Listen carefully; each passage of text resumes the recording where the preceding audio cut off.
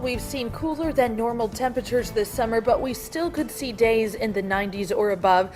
And when you're in that extreme heat, you run the risk of heat-related illness. IU Health Urgent Care Physician Dr. Kishan Patel is our guest this morning. Doctor, thank you so much for being with us. Thanks for having me. Let's talk a little bit about yesterday. We saw some warmer than normal temperatures, at least so far for this year, this summer. Why is it so important to stay cool in the heat?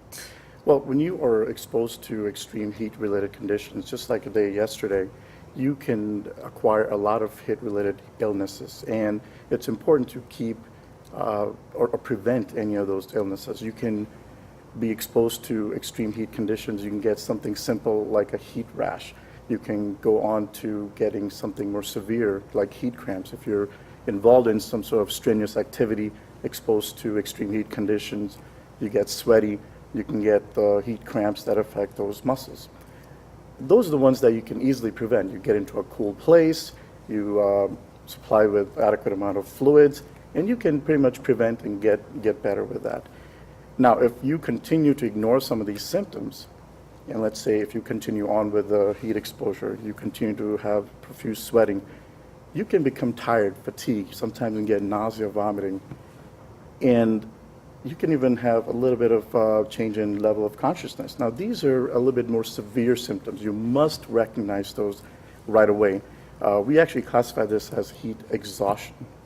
By the time you get this, you need to be seen pretty much. You don't need to go to an emergency room for this. You can go to your primary care doctor. You can go to one of the IU Health Urgent Care, so the other ones in town, and we can deal with that.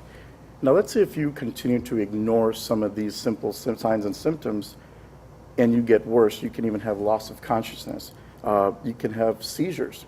Your body temperatures can reach as much as 103 or 106 degrees within minutes. You feel someone and they just feel hot and red. Now, we just described heat stroke. Now, this is considered a true medical emergency. At this point, you pick up the phone, you call 911, and you report to the closest emergency room.